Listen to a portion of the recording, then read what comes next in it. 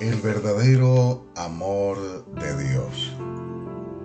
Cuando hubieron comido, Jesús le dijo a Simón Pedro: Simón, hijo de Jonás, ¿me amas más que estos?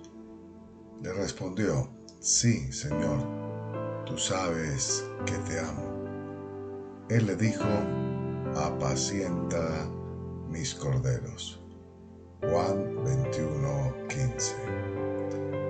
No podemos desconocer que de la misma manera como el profundo amor de Dios se hizo manifiesto en nuestras vidas a través de la obra de Cristo en la cruz, también es necesario que nuestro amor a Dios se haga palpable y manifiesto a través de la obra de la evangelización y el discipulado. Apacentar su rebaño no solo es anunciar las buenas nuevas y enseñar a las personas la palabra de Dios. Significa también demostrar a un Dios real que soluciona todos los problemas del ser humano. Y esto no se logra solamente a través de las palabras, sino con el testimonio de vida.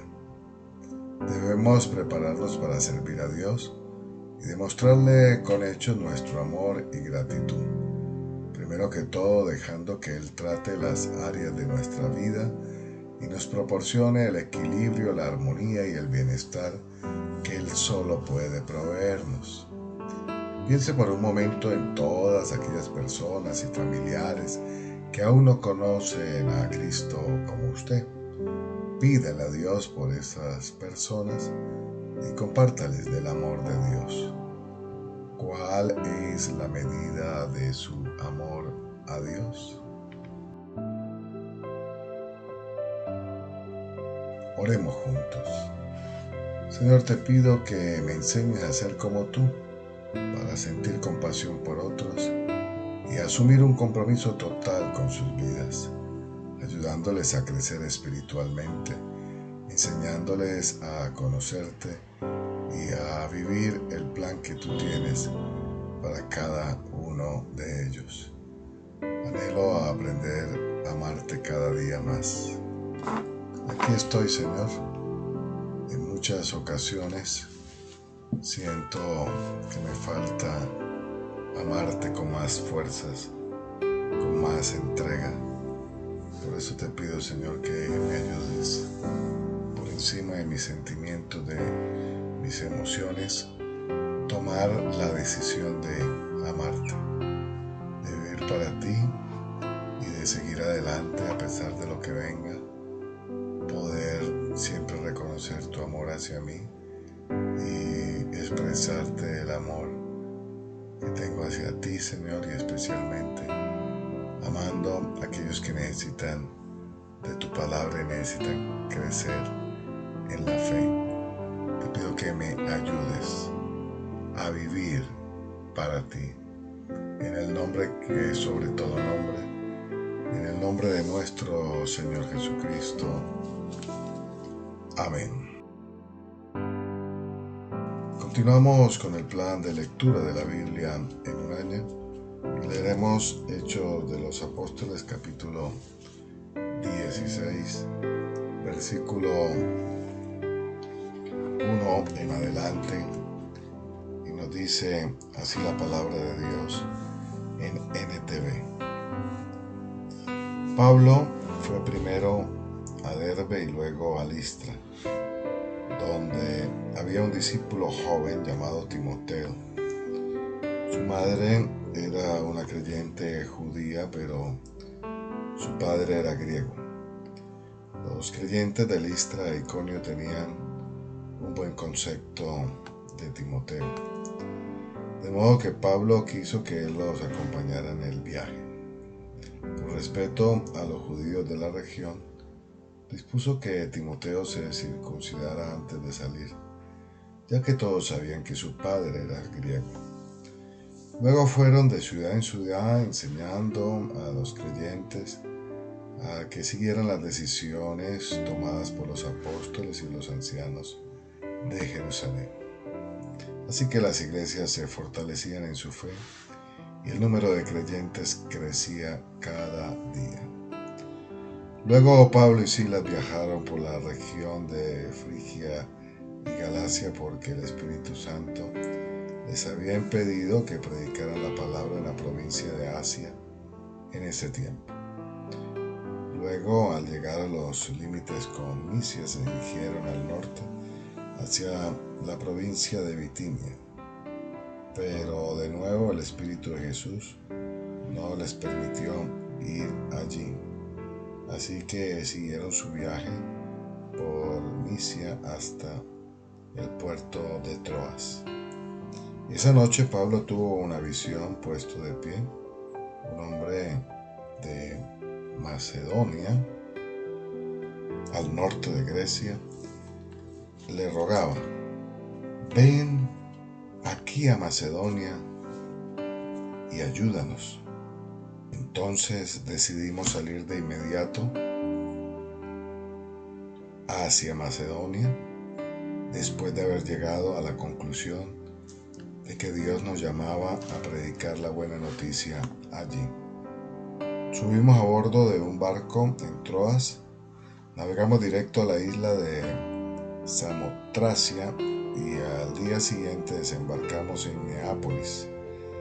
De allí llegamos a Filipos, una ciudad principal de ese distrito de Macedonia, una colonia romana, y nos quedamos allí varios días. El día de descanso nos alejamos un poco de la ciudad y fuimos a la orilla de un río, donde pensábamos que la gente se reuniría para orar, y nos sentamos a hablar con unas mujeres que se habían congregado allí. Una de ellas era Lidia, de la ciudad de Tiatira, una comerciante de tela púrpura muy costosa, quien adoraba a Dios. Mientras nos escuchaba, el Señor abrió su corazón y aceptó lo que Pablo decía. Ella y los de su casa fueron bautizados y nos invitó a que fuéramos sus huéspedes. Si ustedes reconocen que soy una verdadera creyente en el Señor, dijo ella, vengan a quedarse en mi casa. Y nos insistió hasta que aceptamos. Continuamos con el plan de lectura de la Biblia en un año. Y ahora leeremos Jueces, capítulo 2 y capítulo 3. Y nos dice la palabra del Señor en NTV de la siguiente manera. Jueces 2:3. El ángel del Señor subió de Gilgal a Boquín y dijo a los israelitas: yo los saqué de Egipto y los traje a esta tierra que juré dar a sus antepasados, y dije que nunca rompería mi pacto con ustedes. Por su parte, ustedes no debían hacer ningún pacto con los habitantes de esta tierra, sino destruir sus altares, pero desobedecieron mi mandato. ¿Por qué lo hicieron? Ahora declaro que ya no expulsaré a los pueblos que viven en la tierra de ustedes. Ellos les serán espinas clavadas en el costado, y sus dioses serán una tentación constante para ustedes. Cuando el ángel del Señor terminó de hablar a los israelitas, el pueblo lloró a gritos. Por eso llamaron el lugar Boquín, que significa llanto, y allí ofrecieron sacrificios al Señor. Después que Josué despidió al pueblo, cada una de las tribus salió para tomar posesión del territorio que se le había asignado. Los israelitas sirvieron al Señor todo el tiempo que vivieron. Josué y los líderes que lo sobrevivieron, aquellos que habían visto todas las grandes cosas que el Señor había hecho por Israel. Entonces Josué, hijo de Nun y siervo del Señor, murió a los 110 años de edad. Lo enterraron en Timnat-Sera, tierra que se le había asignado en la zona montañosa de Efraín, al norte del monte Gaz. Después de que murieron todos los de esa generación, creció otra generación que no conocía al Señor ni recordaba las cosas poderosas que Él había hecho por Israel. Los israelitas hicieron lo malo a los ojos del Señor y sirvieron a las imágenes de Baal. Abandonaron al Señor Dios de sus antepasados, quienes los habían sacado de Egipto. Siguieron y rindieron culto a otros dioses, los dioses de los pueblos vecinos, y así provocaron el enojo del Señor.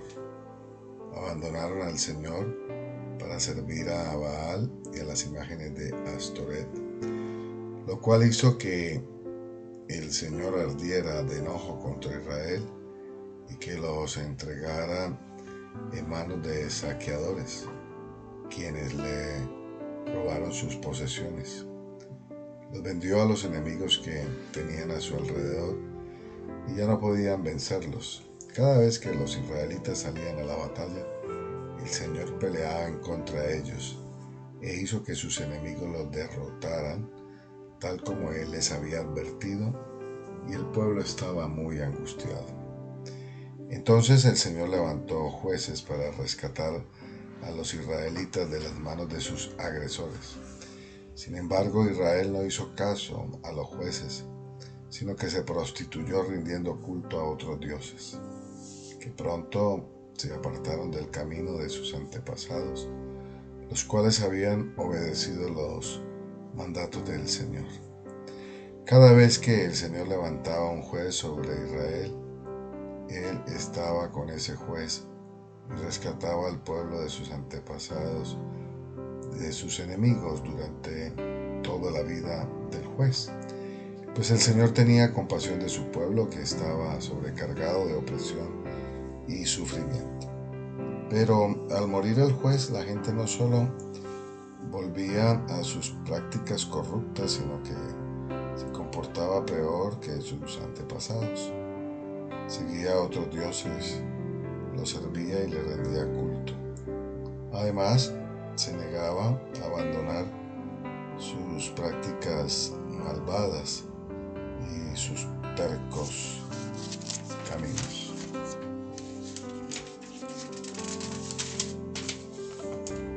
Por eso el Señor ardió de enojo contra Israel y dijo: ya que este pueblo ha violado mi pacto que hice con sus antepasados y no ha hecho caso a mis mandatos, ya no expulsaré a las naciones que Josué dejó sin conquistar cuando murió. Lo hice para poner a prueba a Israel, para ver si seguiría o no los caminos del Señor, como lo hicieron sus antepasados. Por esa razón el Señor dejó a esas naciones donde estaban, no las expulsó de inmediato, ni permitió que Josué la conquistara a todas. Capítulo 3. Jueces 3. Leemos en NTV, Nueva Traducción Viviente.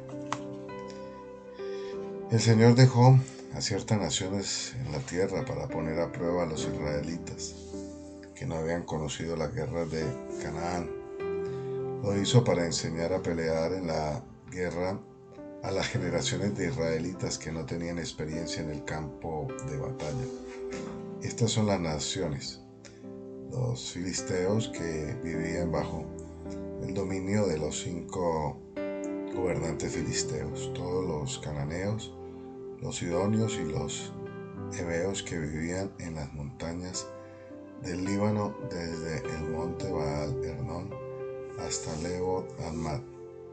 El Señor dejó a estos pueblos con el fin de poner a prueba a los israelitas para ver si obedecían los mandatos que Él les había mandado a sus antepasados por medio de Moisés.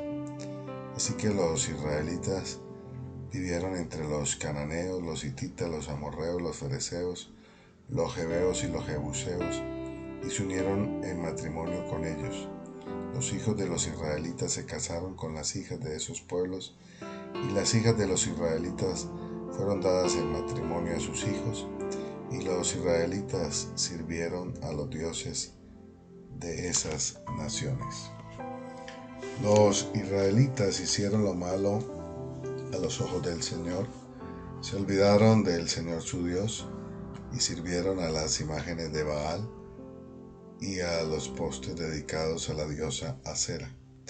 Entonces el Señor ardió de enojo contra Israel y los entregó en manos de Cushan-Risataim, rey de Aram Naharaim, y los israelitas sirvieron a Cushan-Risataim durante 8 años.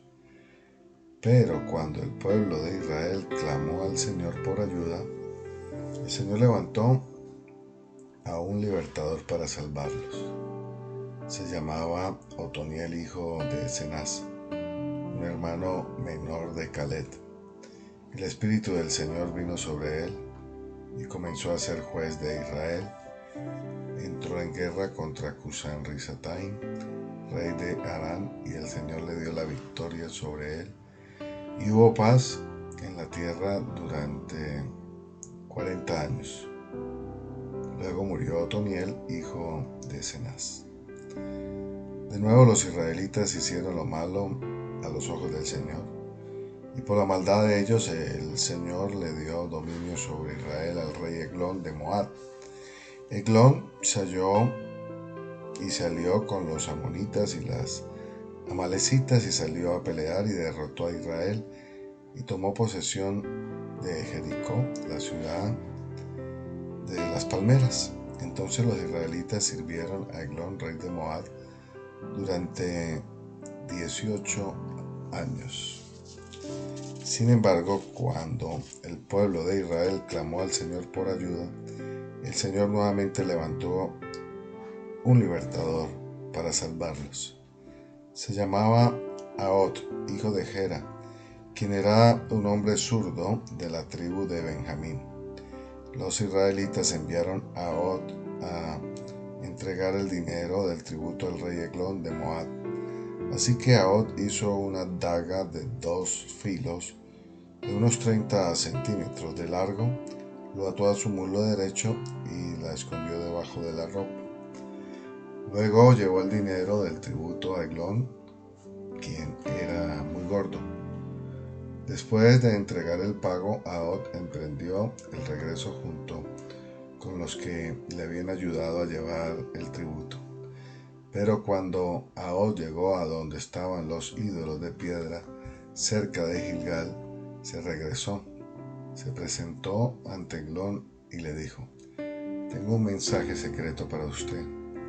Entonces el rey les ordenó a sus sirvientes que se callaran y que todos salieran de su habitación. Así que Ahod se acercó a Eglón, quien estaba sentado solo en una habitación fresca de la planta alta, y le dijo: «Tengo un mensaje de Dios para usted». Cuando el rey Eglón se levantó de su asiento, Ahod sacó con la mano izquierda la daga que tenía atada al muslo derecho y se la clavó al rey en el vientre. La daga entró tan profundo que la empuñadura se hundió debajo de la gordura del rey, así que Ahod no sacó la daga y al rey se le vaciaron los intestinos. Entonces Ahod cerró las puertas de la habitación, les puso llave y escapó por la letrina.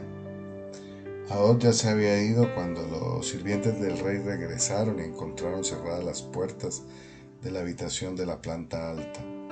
Pensaron que tal vez el rey estaba usando la letrina dentro del cuarto, así que esperaron, pero al ver que el rey tardaba mucho en salir, se preocuparon y buscaron una llave. Cuando abrieron las puertas encontraron a su amo muerto en el suelo.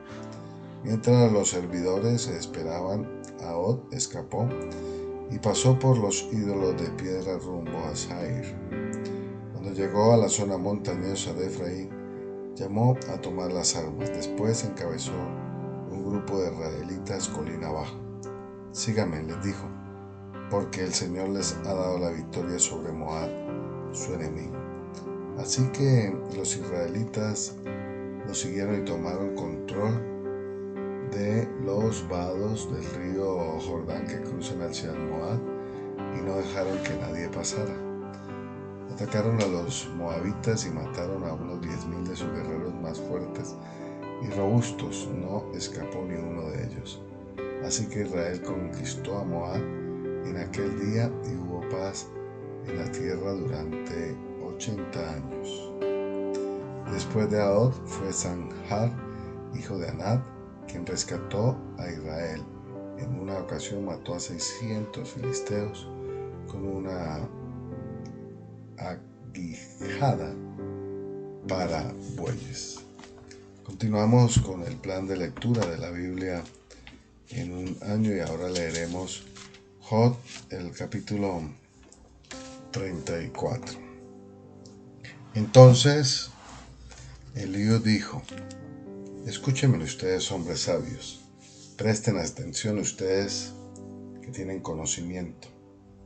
Job dijo: el oído pone a prueba las palabras que oye, igual que la boca distingue los sabores.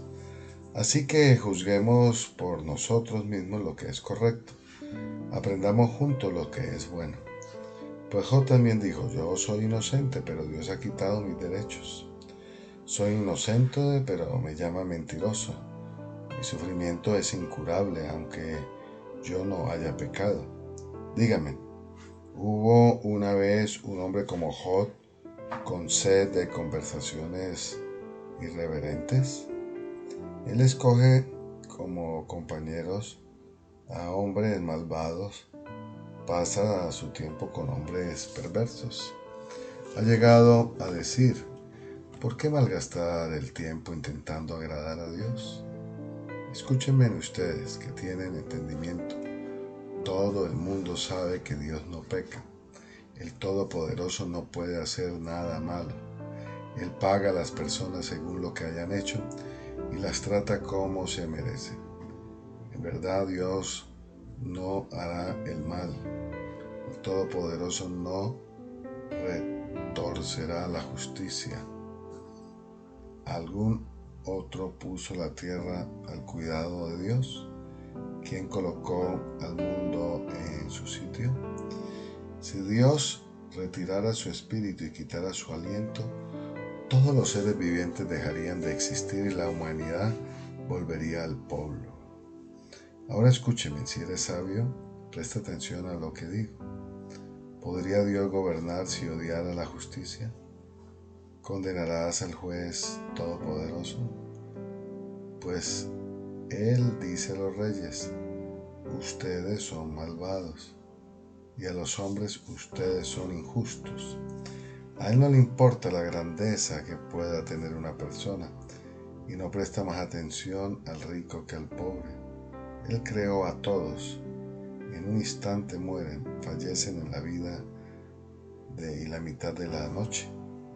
Los poderosos se van sin la intervención de mano humana.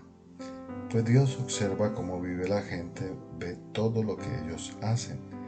No hay oscuridad tan densa que pueda esconder a los malos de sus ojos.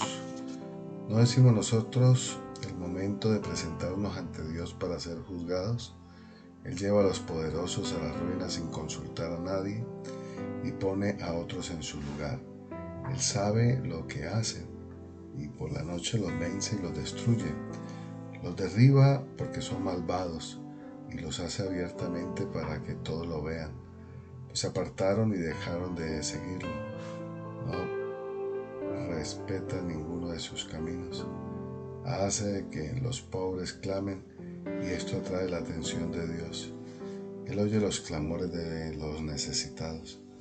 Sin embargo, si Él opta por quedarse callado, ¿quién puede criticarlo? ¿Cómo y cuando esconde su rostro, nadie puede encontrarlo? ya sea un individuo o una nación, Él no deja que los incrédulos gobiernen para que no sean una trampa para la gente. Porque la gente no le dice a Dios, he pecado, pero no volveré a pecar. O bien, no sé qué mal hice, dímelo. Si he actuado mal, me detendré de inmediato. ¿Debe Dios adaptar su justicia a tus exigencias a pesar de que lo hayas rechazado? La elección es tuya, no mía. Adelante, haznos partícipes de tu sabiduría. Después de todo, las personas inteligentes me dirán y la gente sabia me oirá decir: Job habla por ignorancia, sus palabras carecen de percepción. Job te merece la pena máxima por tu manera malvada de responder, pues a tu pecado has añadido rebelión. No muestran ningún respeto y dicen muchas palabras de enojo contra Dios. Hasta aquí el plan de lectura de la Biblia en un año. Bendiciones para todos.